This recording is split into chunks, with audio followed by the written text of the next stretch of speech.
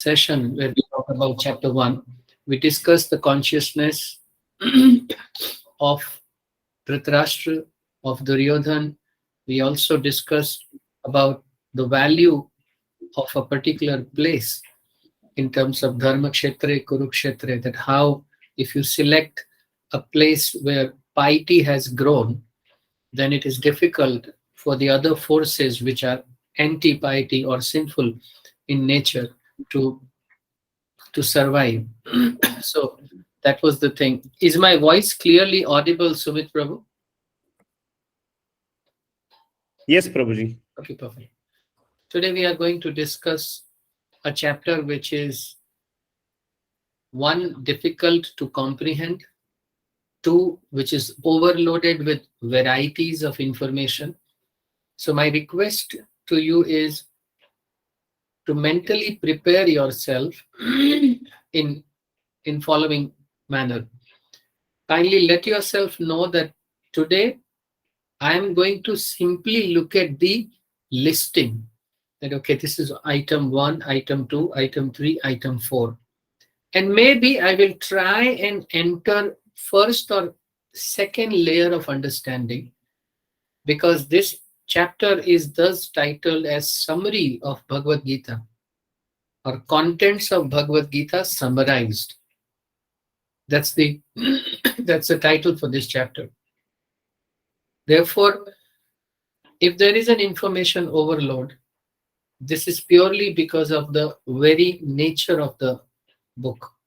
After this, there would be elaboration on each section which Krishna covers in chapter 2. Till chapter 18, all you would be hearing is detailed description of multiple sections of this chapter.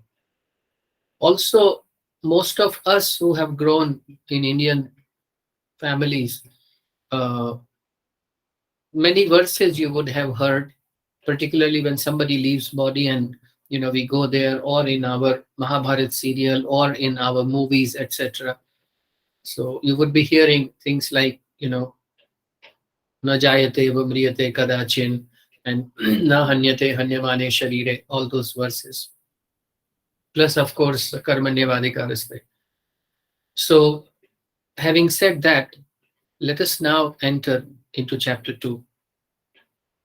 There are 4 sections in which this chapter can be divided. There are 72 verses of this chapter. Verse number 1 to verse number 9 is a continuation of bewilderment stroke confusion, of Arjun. So therefore, in Sanskrit, they title it as Arjun Vishada Yoga. From verse number 10 till verse number 30, we would be hearing about Sankhya Yoga. Loosely, if you translate it, it's the analytical study. And what do you therefore analyze? You analyze the nature of matter and nature of soul. By distinguishing these two, a seeker increasingly gains clear understanding of what is temporary and what is permanent. And after spending multiple lifetimes, he arrives at this conclusion that he, being permanent, must stick or adhere only to permanence. And that's how this seeker achieves self-realization. Verse number 31 to 37 is a description of sakama karma, fruitive activity, which means when an action is performed with an idea of enjoying the result of it. After today's class, you would never be confused about the real meaning of karmanye vadikaraste ma phaleshu kadachana. Many of us know as in we have learned it by rote, but hardly any of us know it. But after today's class, by the grace of previous acharyas, we would know it now, what it really means. The fourth and the last section from verse number 39 till 72 is a section that covers Nishkama Karma. Within Nishkam Karma, then Arjun asks or poses a query, and the Lord highlights the nature of an individual who is situated in his or her own intelligence. And thus the title for that particular type of person comes to be known as Sthita Prajna, one who is situated in one's own intelligence. There is a verse which says, Sthirmati aniketa. Niket means house. Aniket means no place to dwell, no place to live. Aniket. Sthirmati means stable intelligence. That broadly implies that a person, when he or she starts living in one's own intelligence, then one becomes aloof of the place of stay. So the qualities of a person who is a Sthita Prajna are described in details. We will also be coming across two verses in which Krishna captures human psychology. And there will be one verse, only one verse in the all 72 verses where Krishna would talk about himself. And towards the end, what is the way to control the senses? And what is the result of that control? So there are many topics today, and I have already spent 12 minutes, so to say 8 minutes after I joined. So without spending any time, I'll try to finish it by 10:50, and I'll open the floor for question answers. So the first thing is continuation of Arjun Vishad Yoga. Very clear that this state of mind is apparently unfortunate. Each one of us, we come across certain situations in life, and then we weigh the benefits and the losses. After carefully weighing, we arrive at the next step, which is called trade-off. That I will pay the opportunity cost of this in order to achieve that. And then after sufficiently examining, we hurt our own body, we hurt some other people, and then we finally achieve what we have to achieve. So you may become a Sachin Tendulkar and may remain deprived of going to a chowpatty and just frolic around and play. You pay certain cost in order to achieve certain things. And you become ready, then only you do that. Therefore, they say clarity is very crucial. Clarity is what? Clarity of trade-off. What all can I give up in order to gain that? Now here, Arjun cannot fathom or cannot muster the courage to kill his own relatives. Now, since he cannot, so he is now weighing the pluses and minuses. But now go a layer underneath it. Arjun has already decided. He's only presenting specious arguments. This word specious, S-P-E-C-I, is specious. So here specious means an argument which appears correct, but is actually incorrect. Arjun does not want the inconvenience of becoming the killer of his own grandfather. That's why he says in the beginning of chapter 2, he says, Katham Bhishma Aham Sankhya Dronam Cha Madhusudan Ishubhi Prati Yotsyami Pujaraha Varisudana. How will I in turn, shoot an arrow on my spiritual master, Dronacharya, and on not spiritual master, but the master who gave the physical knowledge, and my grandfather, Bhishma. Ishubhi Prati Yotsyami Pujar, they are worthy of my worship, Krishna. But you have to look at that aspect of what is he hiding. He's hiding that Krishna, the pain of killing them, I don't want to face that. So in order to hide it nicely, he presents these arguments. What are those arguments?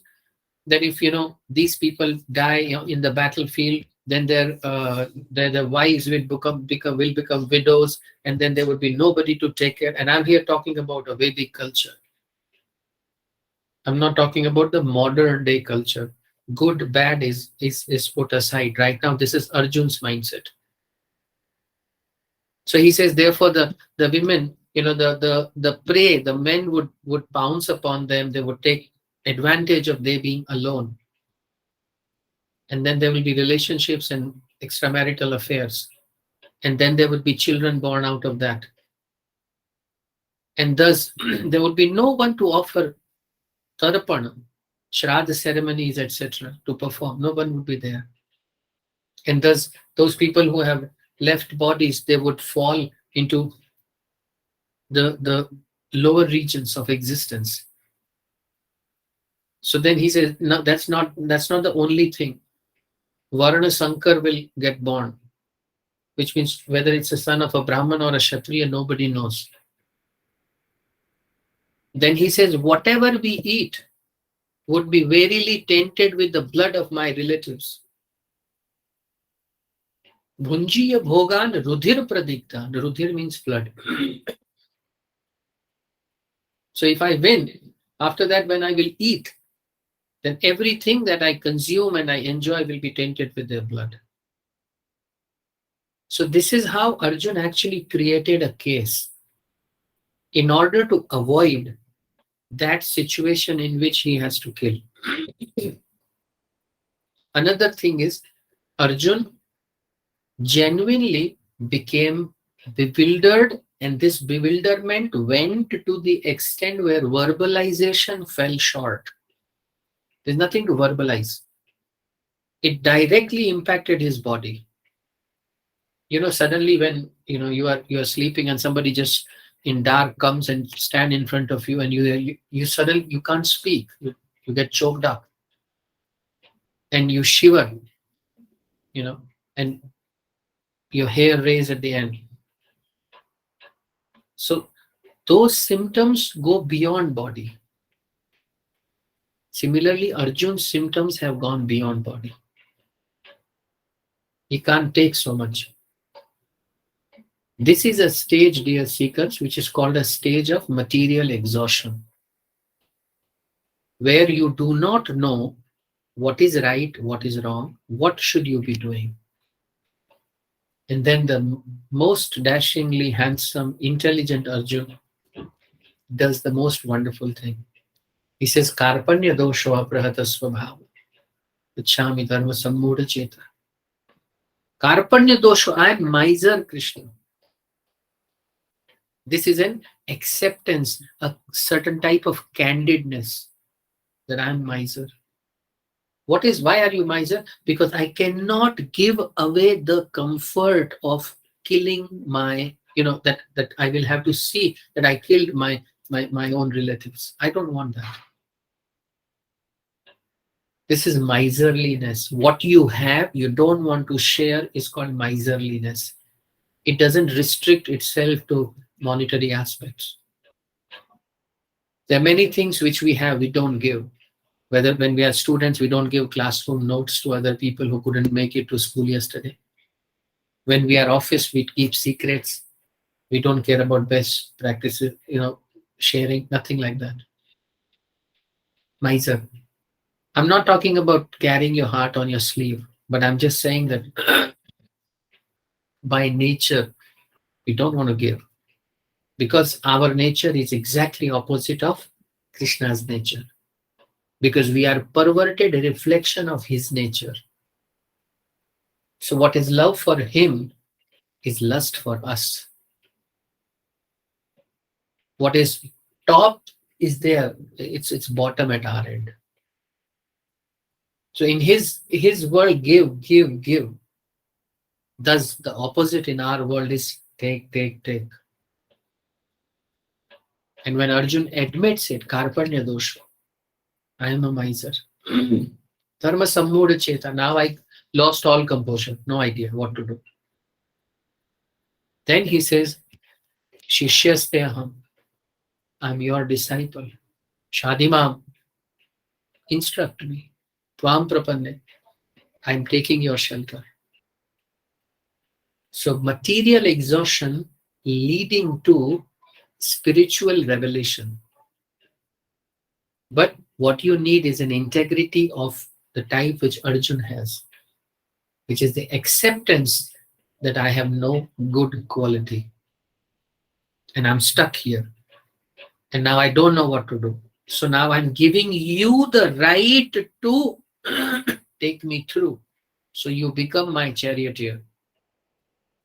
Literally and symbolically, both ways.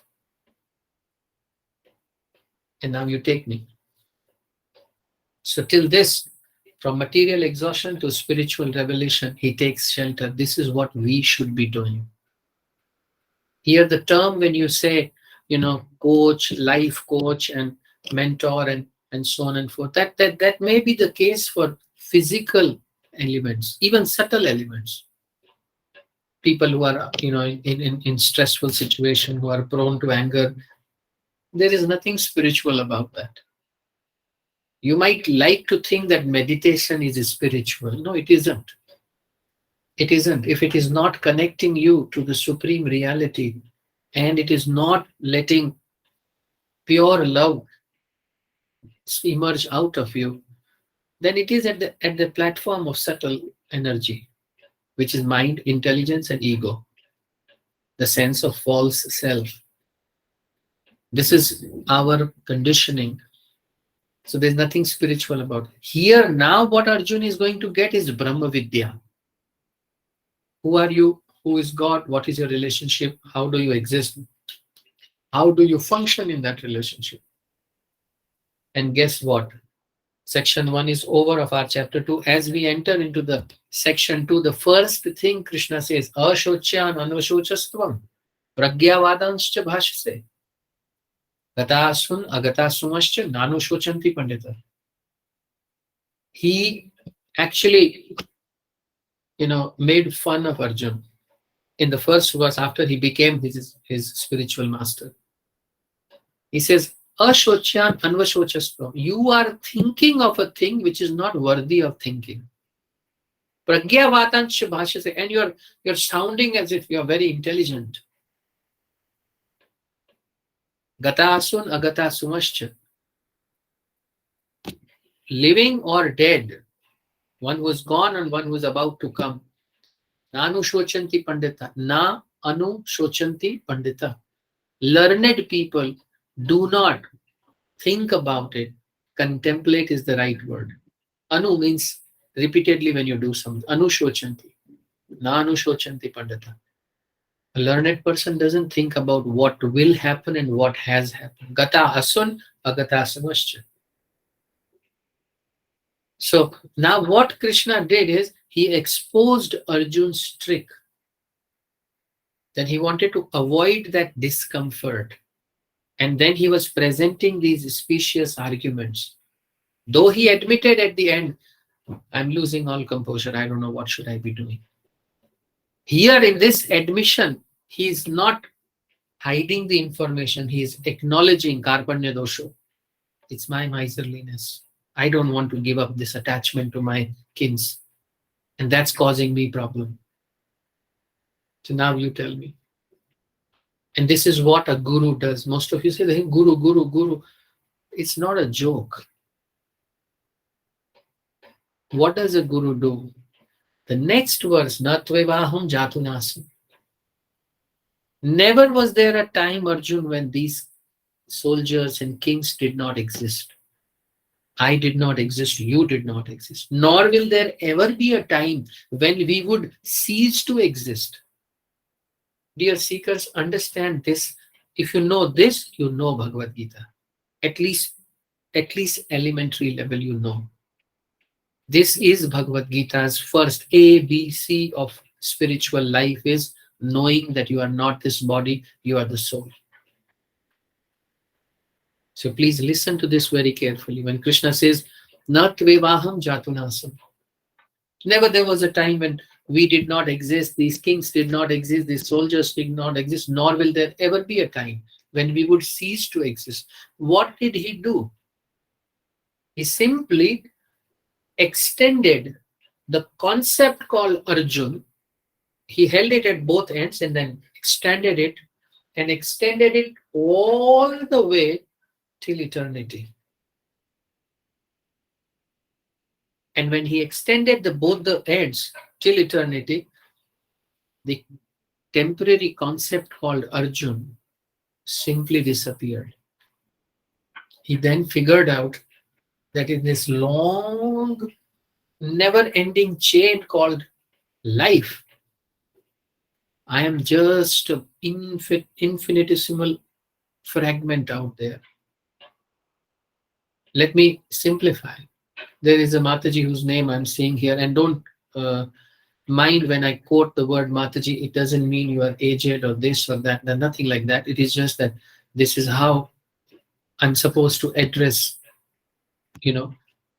except my own wife, all other women. So therefore I address like that. So kindly do not take offense of that. So say for example, I'm looking at a name here, Anshita Mataji. Now, when she was born, she must have gotten surrounded with many people, parents and this and that, and brothers, everybody is happy. And then someone must have, repeatedly shouted a name, Anshita, Anshita. And then the ear became, attuned to this sound. And as she grew up, she figured out, I am Anshita. And she is Anshita's mom. He is Anshita's dad. Oh, this is Anshita's school. And this is Anshita's class teacher. And they are Anshita's friends. And this is Anshita's job. And this is Anshita's whatever husband, or I don't know the other details. The point is, at some point we knew nothing. Then as our intelligence developed, we came to know about a temporary identity which we mistake as permanent. But where was Anshita in 1900? In 1950? Where will she be after 2100? Oh, this is the only concept. That's it. We don't know. No.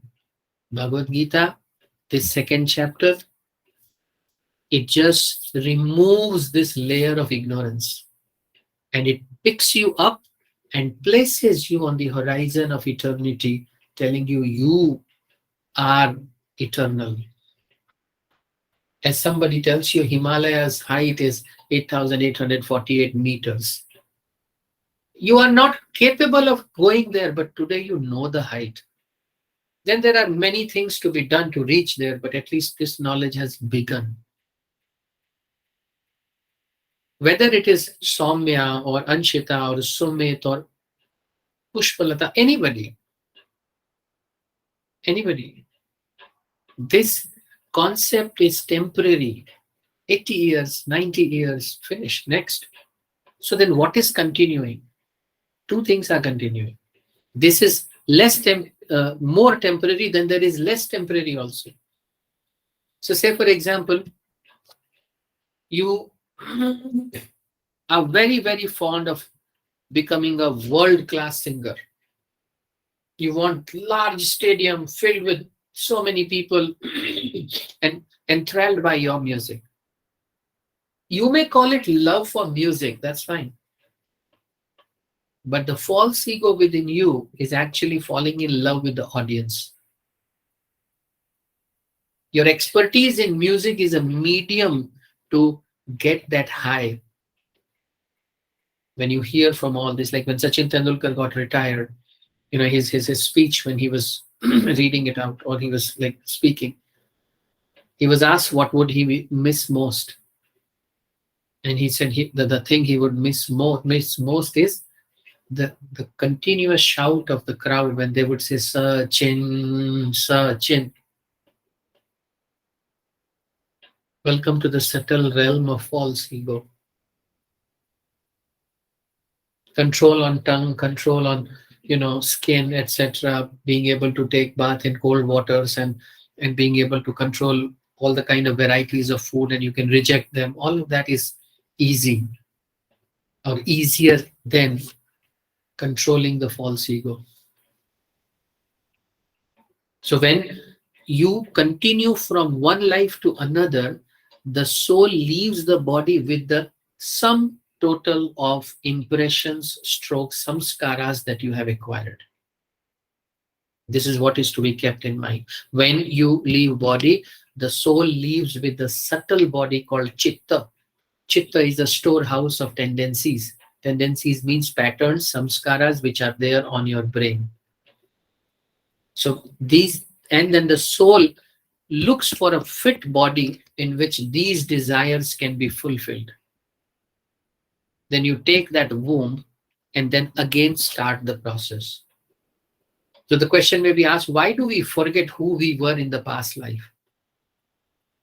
And a very simple answer is, suppose if Sumit Prabhu was to know who he was in last life, then he would also know what all nasty things people did to him. And he would also know what all affairs he couldn't finish. I'm not talking about affairs as in affairs, like property disputes or some business opportunity, or he had given money to somebody who hasn't paid. It would be a mayhem. That kind of a world can't exist even for a second. We will outrightly kill each other and do a lot of nonsense stuff. So then what is carried forward? Actually, it's, if you were fond of mangoes in past life, there would be a natural attraction towards mango in this life. You don't need a training for that. Look at young kids who become pro at music and amazing gymnastic skills and so on. There's all carry forward cases. Because the impressions were there, now they're just continuing further. So then you may say, oh, okay, so which means life, the form is changing, but my desires, whatever I desire is getting fulfilled. Yes. So is this eternity? No, this is also not eternity. This is less temporary. One life form, the next, the next, the next, the next, fine. But ultimately, you realize that four things are compulsory and imposed upon me: birth, death, old age, disease. Janma, Mrityu, Jara, Vyadhi. These four things are compulsory on everybody. Everybody. Look around, all the research, all the science advancement, everything, and just figure out, are there solutions for these four? I'm not against modern science, and particularly the spirit of modern science. The endeavor that they make, kudos to them, all glories to them.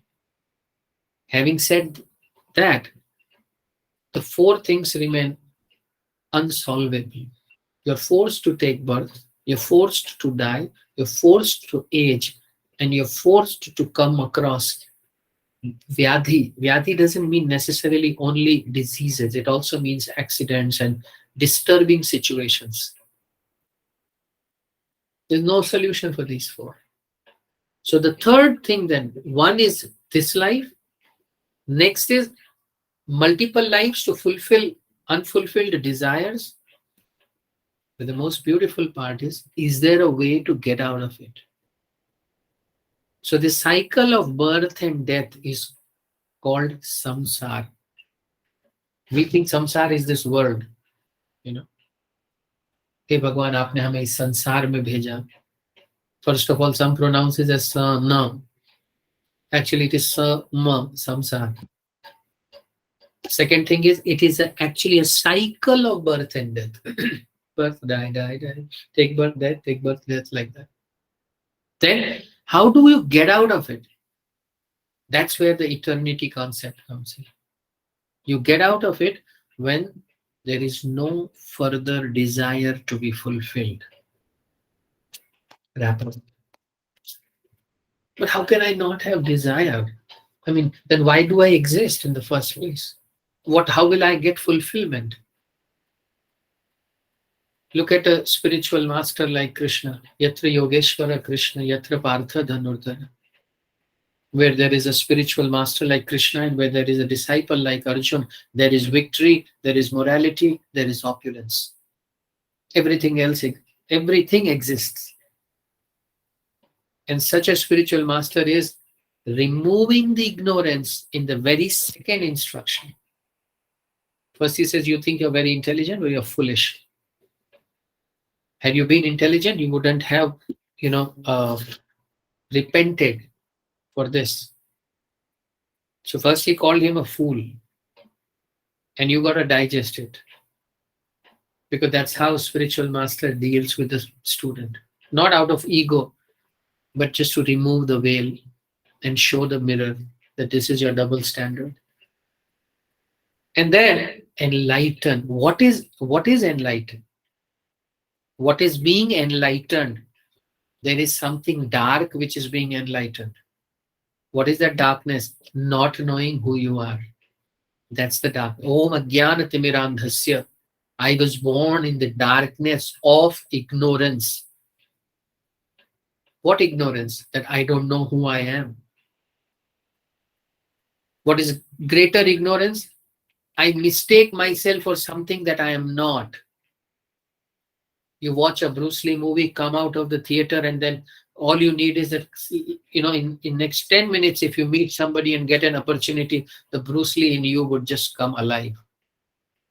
But you are actually not Bruce Lee. But you mistake yourself for that. That's greater ignorance. That's why I say, Om Ajnana Timirandhasya. Gnananjana Shalakaya. The spiritual master puts the ointment in my eye. Chakshur Unmilitam Yena. By that, I got the light of knowledge and my eyes could see what was reality. Tasmai Shri Guruve Namaha. To such a spiritual master, I bow down. So potent mantras. They just situate your consciousness into humility, into respect, and reality. It's neither psychophancy nor any artificial imposition on the mind. This is real stuff. I don't know who I am. My spiritual master told me. That's how, because of him, now I will not face these 4 problems ever again. Birth, death, old age, misery. That's what Krishna did. So how did he do it? I knew I would, get disproportionate, and that has happened. So I'll just quickly now move to the remaining part of section 2. Then Krishna highlights, study the nature of matter, Arjun. I will only tell you one thing on that. Look around and just see one pattern. In plants, in aquatics, in animals, in vegetables, in human beings, any life form. The simple pattern is it takes birth, it grows, it stays, it dwindles, it dies.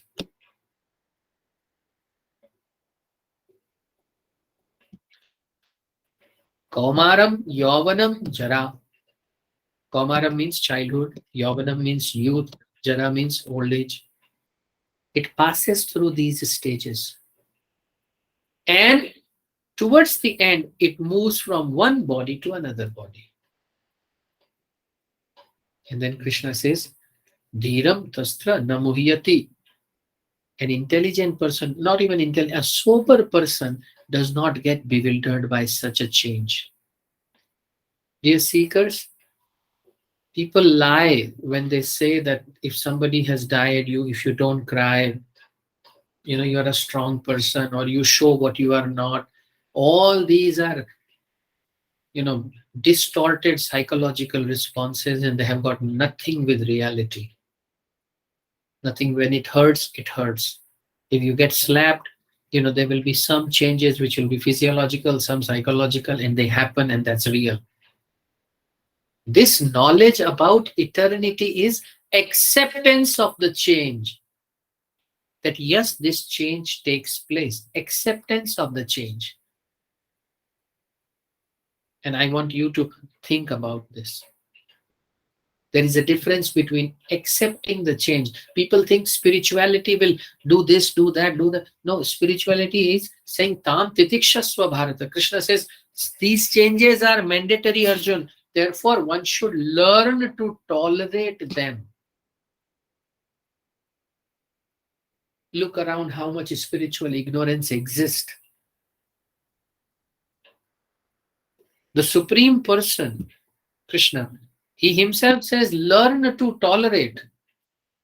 And then he says, as pleasure and pain, as winter and summer, as honor and dishonor, this duality everywhere exists in this material world, and one should learn to tolerate. What is the basis of that? That both of them are temporary. We can tolerate misery, but we can't tolerate happiness. That's a bigger austerity. You get promoted and you get the best raise in the whole team. Now it's difficult for you to not feel happy about it. And then you may say, why shouldn't I feel happy? Yes. If you are stuck in the your temporary identity, then whatever comes out of this identity will give you happiness and will give you misery also. But if you take a step back and you say, I'm not this. Krishna also says, what starts and what ends, intelligent people don't get attached to that. So in the beginning itself, if you start practicing, then you don't get attached. So he highlights the nature of matter, that it takes birth, evolves, stays, decays, finishes. This is the nature of matter. Then on the principle of negation, Krishna highlights the nature of spirit. So he says, Nayanam chindanti shastrani. Weapons can't cut the soul, Arjun. That's the nature of soul. Nayanam dehati pavakah. Fire can't burn it. Water can't moisten it. Air can't dry it. What is he doing? He's just telling Arjun, look around and see that there is water, air, ether, fire, earth. So these weapons are made of earth. And then there is fire. But if you put the soul into any of these, the soul is impervious.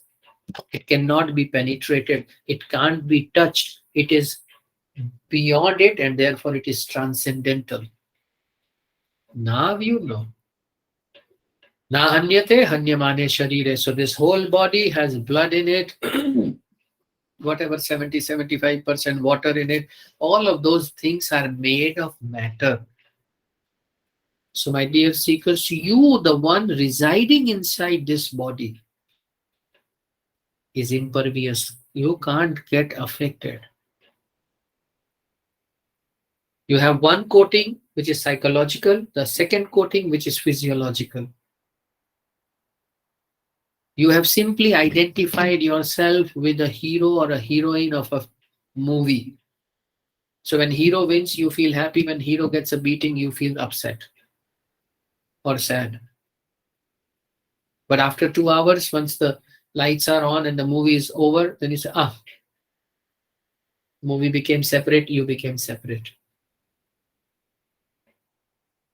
In your dream, you are on a double bed in a nice air-conditioned room. Everything is fine, and you are being beaten by sticks, by 10 gundas. And you are afraid to the core. And then all of a sudden, you get up.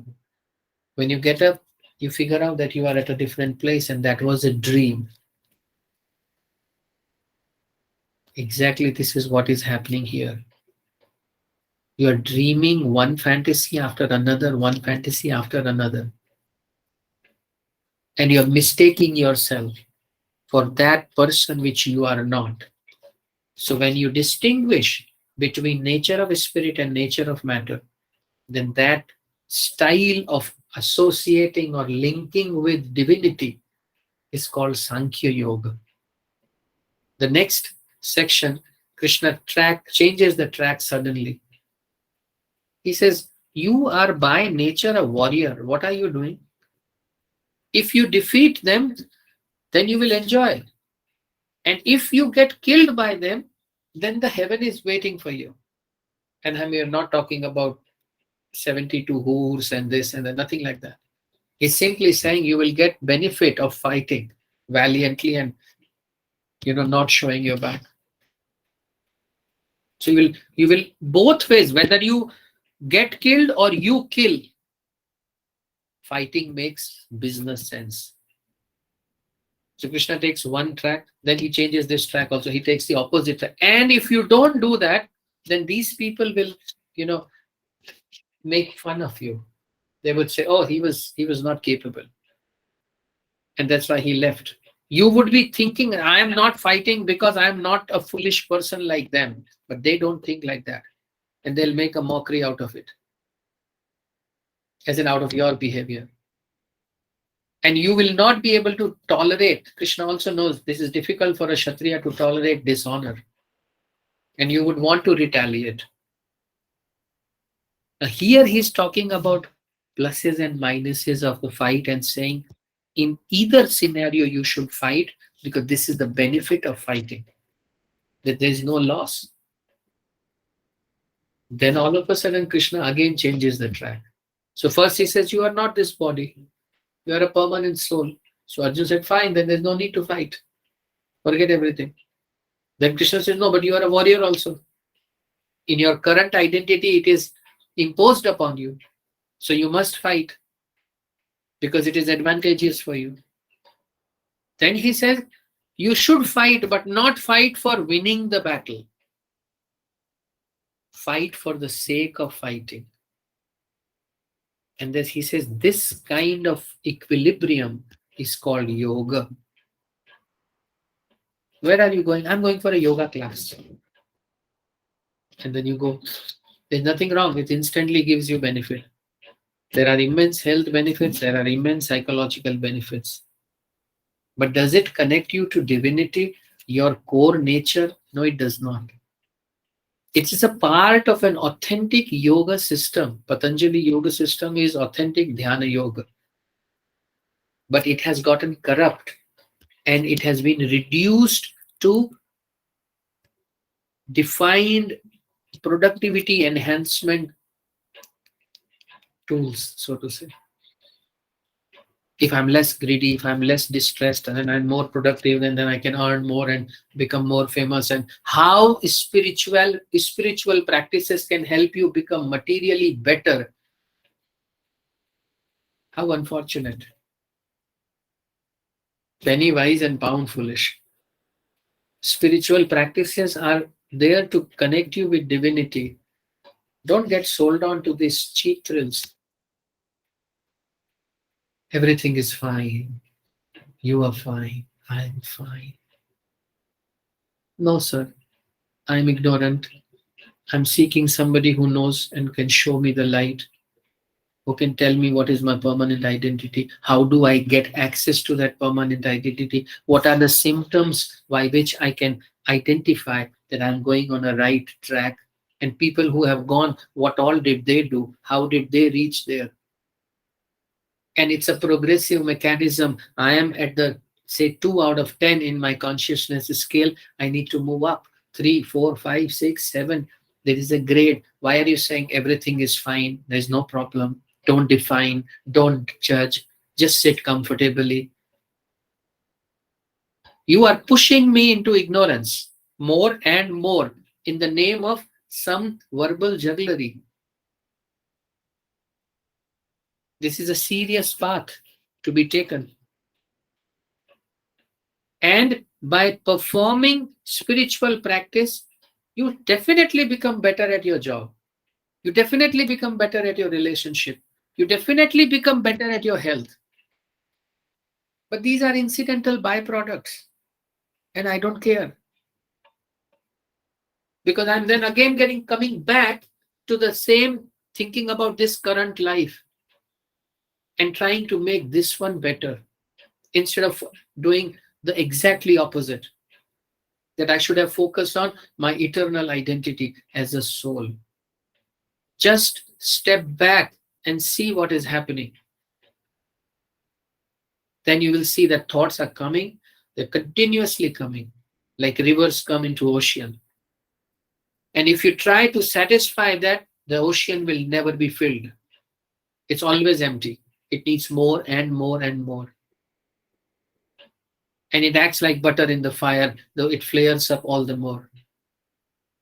So the one who therefore does not pay attention to these desires, he achieves liberation. That's Lord Buddha's philosophy, Buddhism, where they say you become a sakshi, a witness to the incoming thought, outgoing thought. And don't get attached. You may think, okay, in my marriage, so many people came. Oh, that fellow didn't come. I invited him 4 times. That's not the thing. You're just thinking that, okay, this is the thought is coming. Then you say, I am hungry. You are not hungry. You're getting the thought of hunger. There is a difference between the two. I am afraid. You are not afraid. The thought of fear is coming in. You are a drishta. You are looking at it. You're witnessing the thought. Sakshi bhava. Merely by doing that, people derive immense psychological benefit. But that's again unfortunate. Because soul's very nature is being active, so you should know, what do I desire? There comes the grand gamut of generosity, kindness, compassion, welfare, and even deeper than that is service to devotees, service to Krishna, service to Allah, service to Father of Jesus. And don't say by serving a poor person, I have served God. Somebody who didn't work, who, abdicated his responsibilities, is now suffering a reaction for that. You supported that person. It's like getting a liver transplant for a routine drunkard and saying, oh, I pleased God by just helping that poor man. No, sir, he'll come out of hospital and he'll do that again. It is compassion, but it is misplaced compassion. So, nishkam karma is doing something for the sake of doing. I am a warrior. It's my duty to fight no matter what happens. Pleasant result or unpleasant result. Fighting is compulsory. Knowing nishkam karma, dear seekers, you will become extremely relieved. I'm promising you this. Because sun, it continuously gives light. Wherever it goes, it gives light. Whichever part of the world it is. Because it is its job to do. Fire will burn. It's dharma of fire. Salt will have saltiness and sugar will have sweetness. It is their respective dharma. They are situated in their dharma. Dharma is that inherent quality in your existence whose removal can jeopardize the existence or does jeopardize the existence. You remove sweetness from sugar and there is no sugar. Because sugar was identified by sweetness.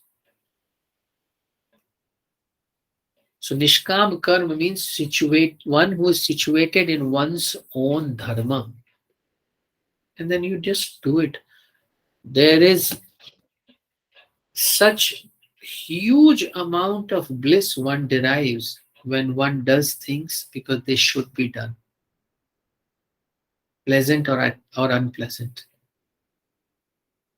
Then such a person does not think in terms of milestones and goals and objectives. And they are all needed, mind you, but not with attachment. You need a clarity that, okay, I would need this much, I would need this much, I would need this much. Then you start and then you say, okay, I had started with this, but I did not achieve this because this thing happened. Keep going. Oh, this time also I didn't achieve because this happened. Keep going. Oh, this time I achieved. It wasn't my hard work. It's just that two of them came at last moment and things worked for me. Oh, still keep going. Your eternity is not eternity in terms of pausing. Your eternity is an active, dynamic function that I'm active, I'm doing, and I'm eternally doing. I'm just looking. Father's dharma, dharma of a husband, dharma of a wife, all of those things you have to keep fulfilling. Then you are situated, you're doing it for the sake of doing it. So karmanya vadikaraste ma phaleshu kadachana means you're not the only agent. There are four more besides you. And thus the outcome that would come is outside your circle of influence, if you go by Stephen Covey. It's outside your circle of influence. So your repenting won't help you. But when you do it for the sake of doing it, that's nishkama. But it appears initially as very boring. My desire is not, doesn't matter, my desire is not getting fulfilled. I don't care. No, you try it. You try doing things for the sake of doing them.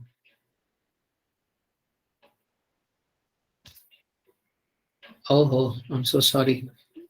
I couldn't finish it. And then Krishna says, Yoga Karmasu Kaushalam. With what consciousness you do an activity, that defines the result. A surgeon, you give him a piece of knife and he will save a life. You give the same piece of knife to a dacoit and he will take one. Activity is the same, cutting. Consciousness defines what is happening. When one knows one is eternal and one has taken a body and it is imperative to keep body and soul together in order to realize one's own true identity, then one performs activities to keep the body and soul together. Those activities are a part of his dharma. So just do that. It is apparently boring and extremely difficult, but it is neither. It is a technique where consciousness is for why am I doing it? Why am I doing it? Am I doing it so that people know me more? Am I doing it so that I can buy a new car? Or am I doing it because I should be doing it? There would be such a revolution in your whole thinking system. Because then you will first time realize that you are the controller. Of what?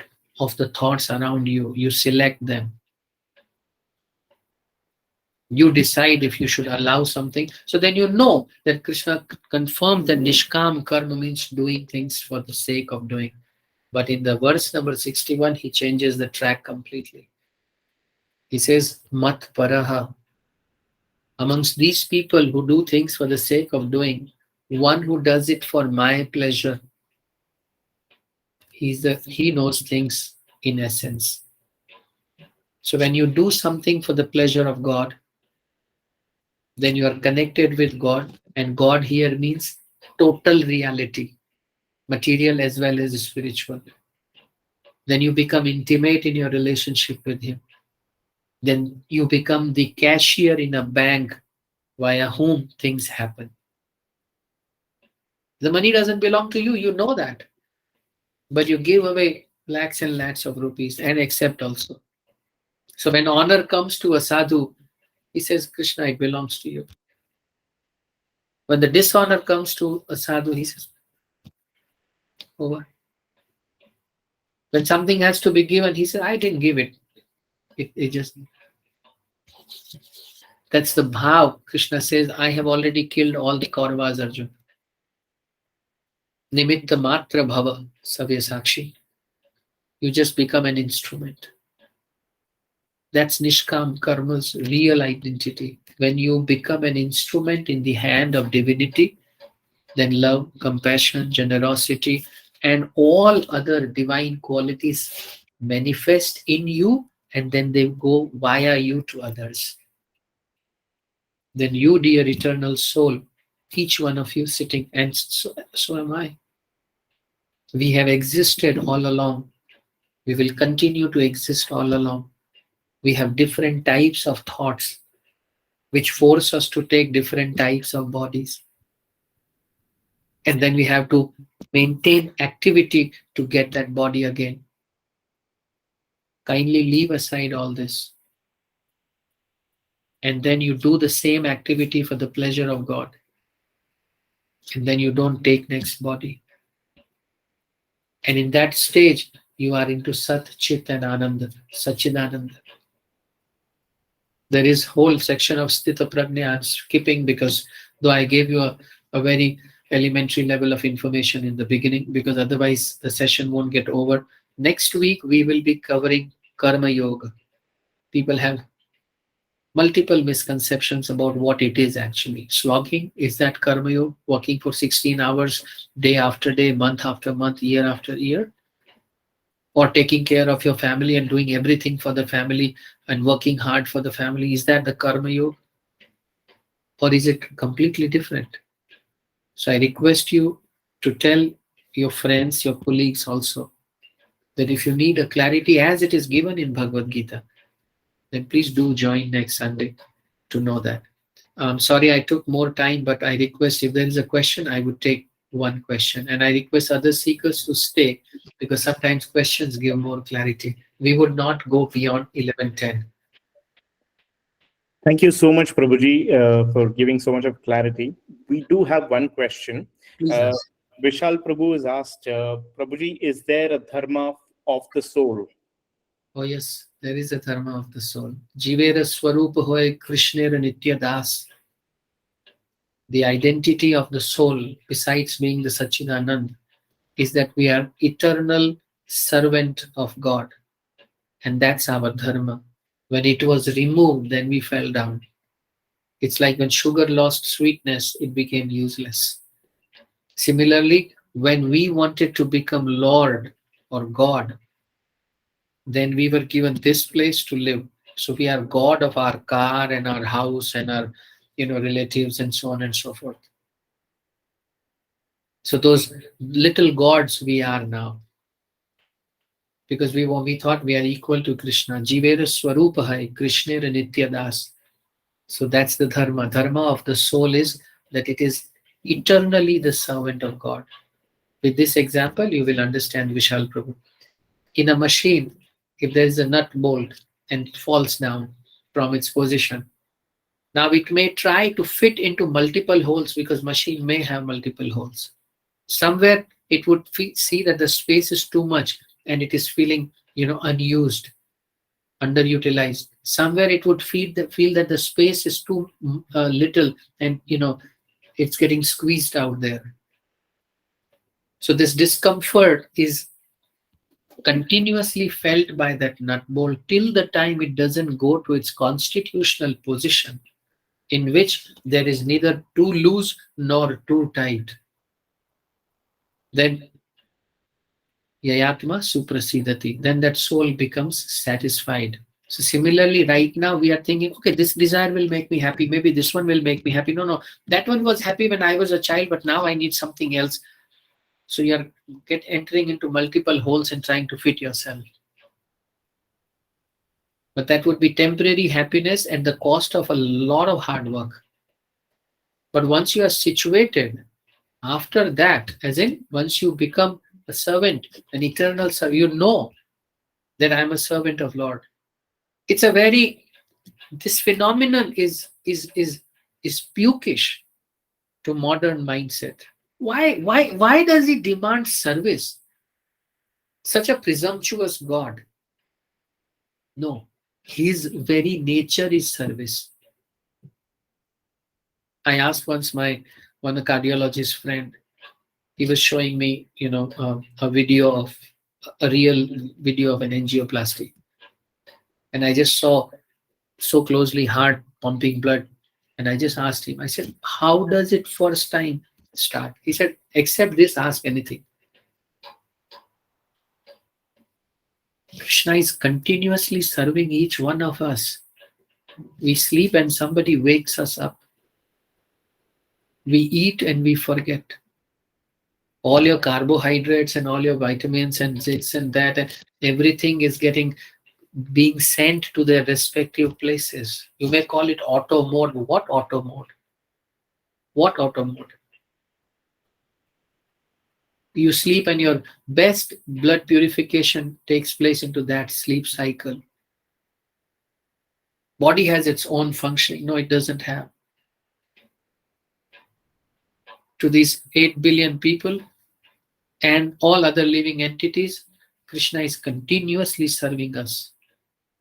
Mattah smratir gnanam apohanam cha. From me comes remembrance and from me comes forgetfulness also, Arjun. Ridadeshe Arjuna Tishtati. The Lord resides in the region of heart, Arjun. Suhrad Sarva Bhutanam or Sarvadehinam. I am the well-wishing friend of every living entity. His God's nature is to be a servant, therefore he is the biggest servant.